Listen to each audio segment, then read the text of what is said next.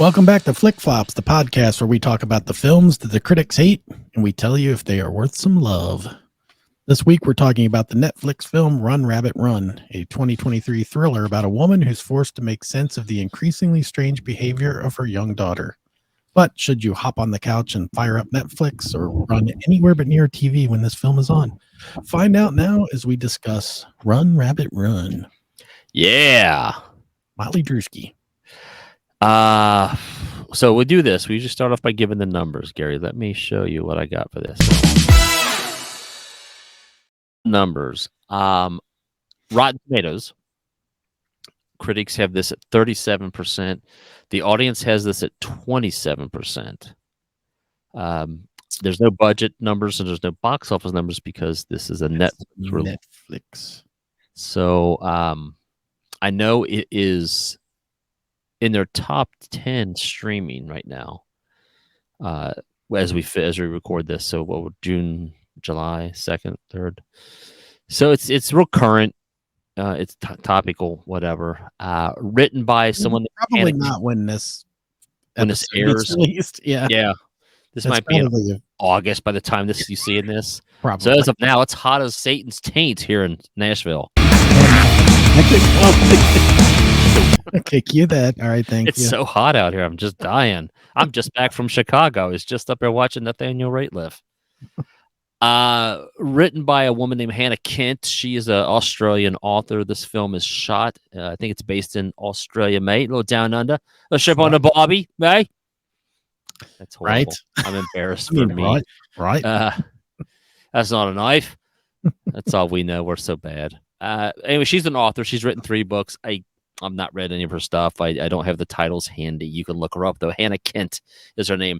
Directed pronunciation. What now? Careful with that pronunciation.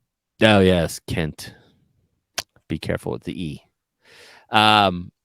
Directed by someone named Dana Reed, who is best known for probably directing The Handmaid's Tale, which I have not watched, but I hear it's a fantastic show. The series, okay. Yeah, and I don't even know where to watch it. I know it's a streaming, but I don't know where. And just a quick little note: Elizabeth Moss from Handmaid's Tale was attached to this movie when it was first bandied about, but she was later replaced by the lady over Gary's shoulder there. Sarah Snook is her name. Did we determine if that's past tense of sneak? Present tense. They all snook around the house, you know. Governor. Let me get a quick critics review from this movie. Where was I at? I had one. The critic I'm going to use, his name is Emma Vine, Vine. She's from Telltale TV. And her quick review is, overall, Run, Rabbit, Run is a disappointing addition to the horror space, saturated with repetitive, bland material that fails to build the momentum it seeks.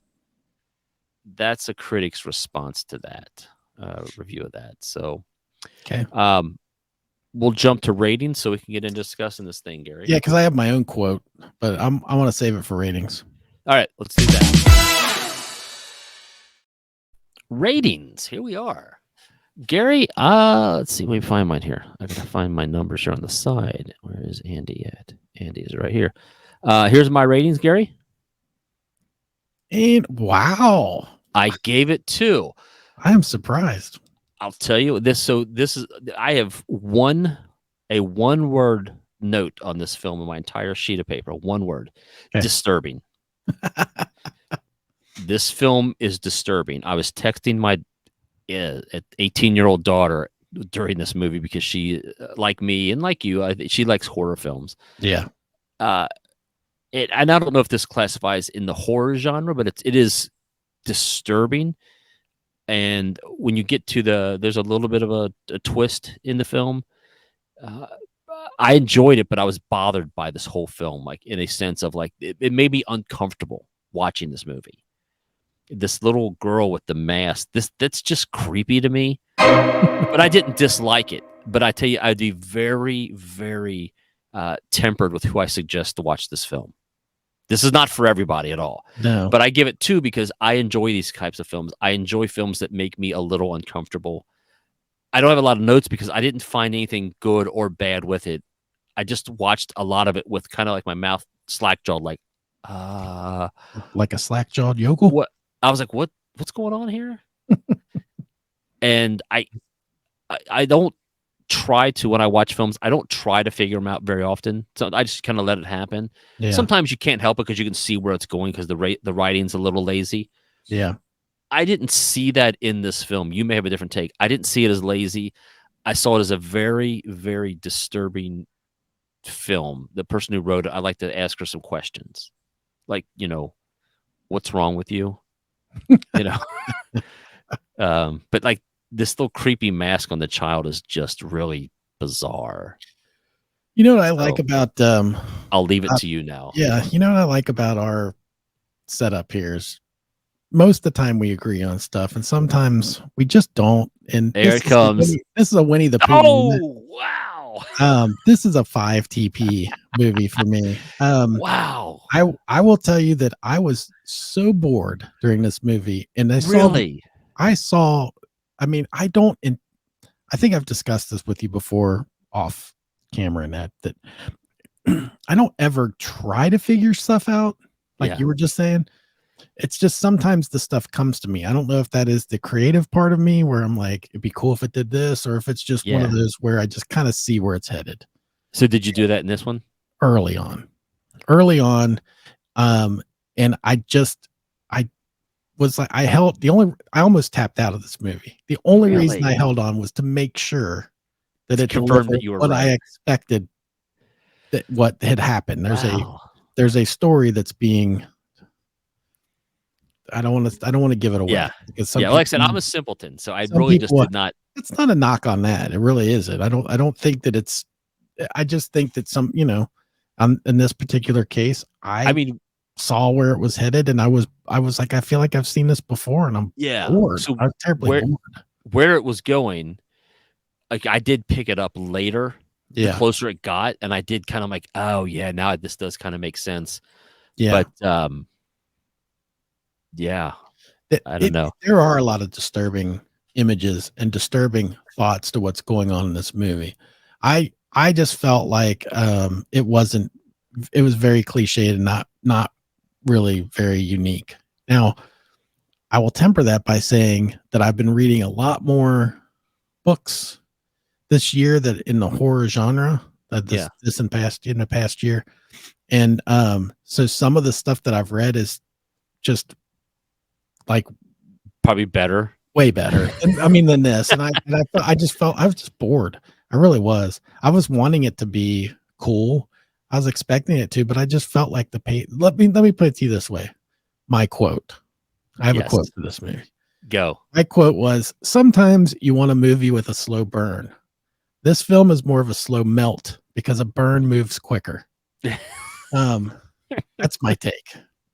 I just You're felt like like you're like natural cheese on a grilled cheese sandwich that doesn't melt as quick as the Velveeta slice, the just craft chemical slice. yeah. And again, you know, Well, slow.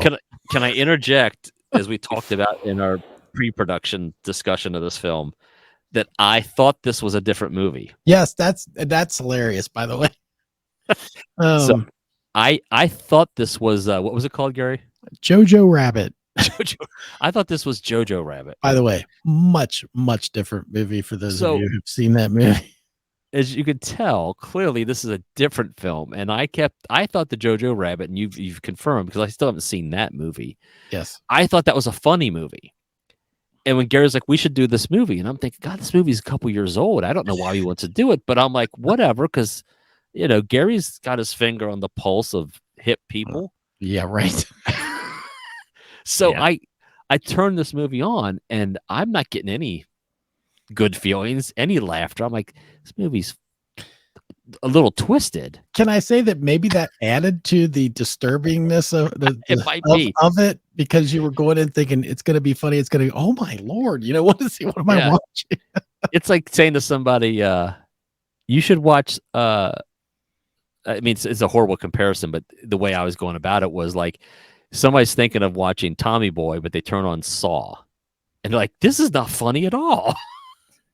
I thought this was, This is I thought it This was has got to be Tommy. your bull. I thought that was Chris Farley, and this is Tommy Knockers. What? Yeah, this is. Yeah. Oh, there it is. That's. Oh, well played, sir. Way to bring up. Wow. I'd like. Damn. I wish I thought of that. You see me working. I was trying to think of a Tommy something. I Damn it, thought you. Damn you. Curse you, Gary, for being so smart on that one. curses. I'm actually in the middle of reading the Stephen King You know novel. what? I should You have know been in what? the. It snuck up on me. Oh, there it is. You should show yourself out at this point. Ta-ta, folks. um, Clearly a father over here. but so yeah, I I like I suggested this to my daughter. I think she would enjoy it. I think my dad would enjoy this, but again, I think they're all like me. They enjoy again. There were some moments where I was kind of on the edge of my seat on this, like, ooh, I'm curious what's going to happen here. Yeah. So there you go. I mean, I give it two. I recommend it to those if you like slightly disturbing films. So I was going to say real quick on the mask thing, and ties in with the Stephen King reference you just made. The previews for the new version of Pet Cemetery. Have you seen any of those clips? No. So there's a point in not to get off the track here, but just regarding these masks that this girl's wearing. If you're not watching, you don't know what I'm talking about. The girl's wearing a cutout bunny mask. In the movie The Pet Cemetery, the new version of it. Vaguely bunny-like. Yeah, well, I'm air quoting bunny. All these kids are marching to the pet cemetery to bury an animal, and they're all wearing masks similar to this. I think I have seen a Yeah. clips of that. Yeah. Which How you say I it. don't know why, but little kids and bad masks bother me. Yeah. Just nothing good's going to come from that at all. Not one good thing. Yeah. They're never going to come to your house dressed in mask. Would you like some homemade brownies, sir? They're free. So many other references come to mind right now that I don't really want to share during this particular broadcast thing here, because I just feel like it's just going to go way off the rails. But I do have some suggestions for you if you found this movie, in particular, creepy. Yeah. Along the lines of with the masks. Well, you could do a quick watch this and just throw a few titles out if you want, and then you could scroll them in post-production. It'll be totally off the cuff to do that. Unfortunately, one of the things that came to mind was a particular episode of a British show called Inside Number 9, Okay. which is a very cool anthology, kind of in the realm of like a not kind of a mix between like a Twilight Zone kind of Tales from the Dark Side kind of thing, that kind of vibe. Some of the episodes are not really all that creepy, but a lot of them are.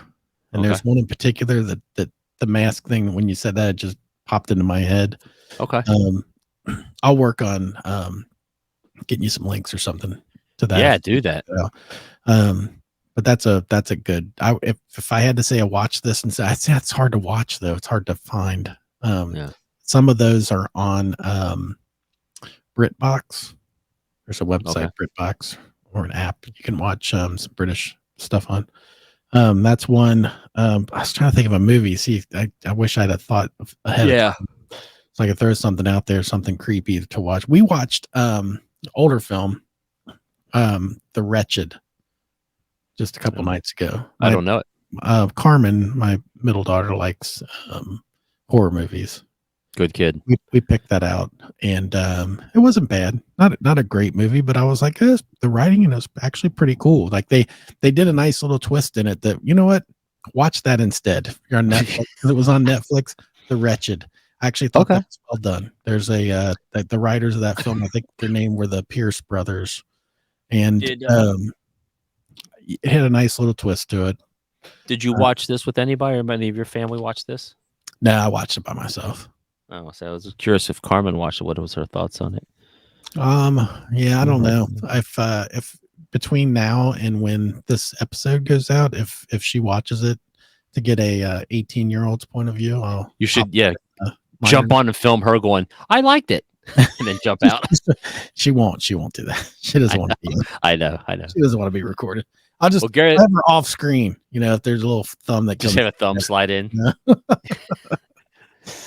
Well, that's all I got. I don't want to belabor this point. I enjoyed it to a degree. It's disturbing. If you like films that are kind of maybe make you scratch your head a little, and there you go. Yeah. Or take Gary's advice and don't watch it at all. Or watch The Wretched or some other. There you go. I'm going to put that on my short list. Andy will say, watch Winnie the Pooh instead. No, great movie. I stand by that movie. It's weird because this last one we just did prior to this one was another one where we were kind of a little off. Yeah. Usually we're pretty close, but time will tell on the Winnie the Pooh and Blood and Honey. You'll see. They will. It will. Time will tell. Yes. All right, we're out of here, guys. Thanks. Deuces, bro. See y'all in the next one. Peace. Wait. Run, rabbit, run.